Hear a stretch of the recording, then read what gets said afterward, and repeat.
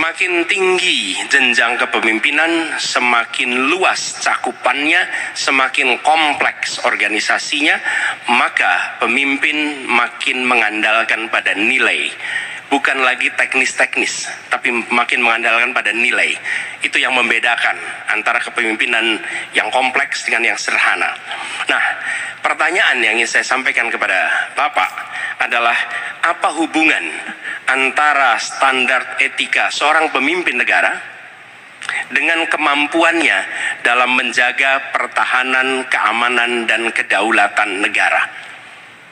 Terima kasih. Baik, waktu masih ada, Pak Anies. Sependapat bahwa semakin tinggi, semakin kompleks, memang kepemimpinan itu butuh nilai.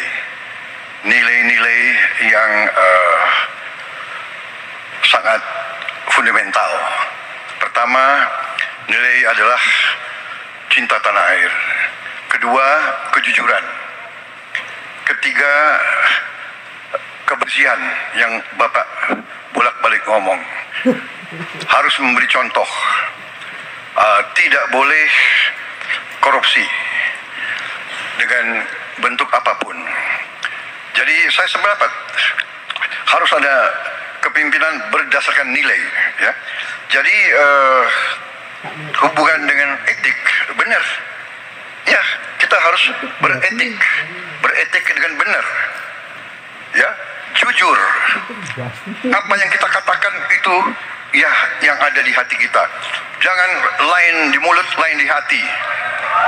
Dan harus cinta tanah air. Pertahanan ini sakral bagi kita. Ini menyangkut keselamatan kita. Jangan karena ambisi pribadi kita menghasut dan menyesatkan rakyat. Itu etik yang tertinggi, Saudara Profesor Anies Baswedan. Itu etik yang tertinggi. Kebersihan jiwa, kejujuran, kesetiaan kepada rakyat.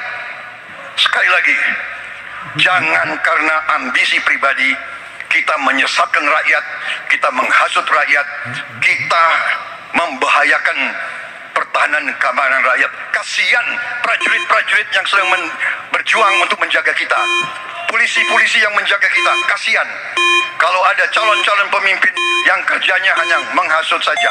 Pak Anies. Ketika dikatakan bahwa standar etika yang dipegang adalah tinggi, memang menjadi presiden, panglima tertinggi harus memiliki standar etika yang amat tinggi. Itu harus, karena dia akan mengambil keputusan, mengerahkan pasukan, dan ketika harus bertempur ada korban nyawa, itu keputusan-keputusan etika.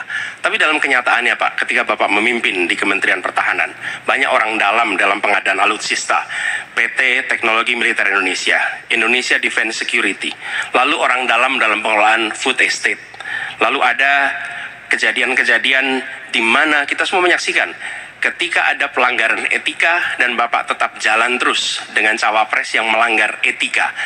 Artinya ada kompromi atas standar etika. Standar etika ini fakta. Ini fakta.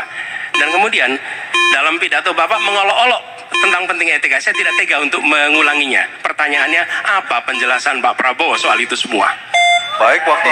Saudara-saudara, semua data yang saudara ungkapkan itu keliru semua. Jadi saya bersedia kita duduk, kita buka-bukaan, ya. Mau bicara food estate, mau bicara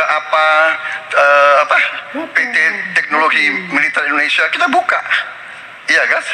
Jadi di mana masalahnya? Nah, saudara bicara etik, ya kan? Saya tuh keberatan karena saya menilai, maaf ya, karena Anda desak saya terus saja saya menilai Anda tidak pantas bicara soal etik. Itu saja. Saya merasa bahwa Anda itu posturing, ya. Anda tuh menyesatkan. Itu aja, ya. Saya boleh berpendapat kan? Saya menilai Anda tidak berhak bicara soal etik karena Anda memberi contoh yang tidak baik soal etik. Terima kasih.